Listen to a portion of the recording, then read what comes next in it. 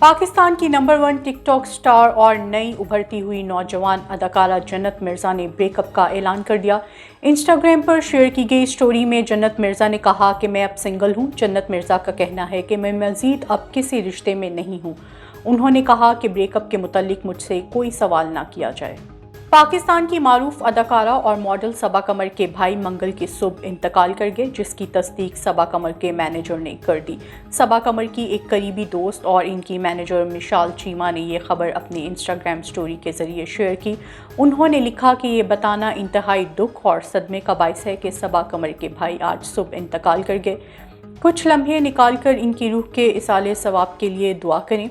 انہوں نے مزید لکھا کہ اللہ رب العزت انہیں جنت میں اعلیٰ مقام عطا فرمائے۔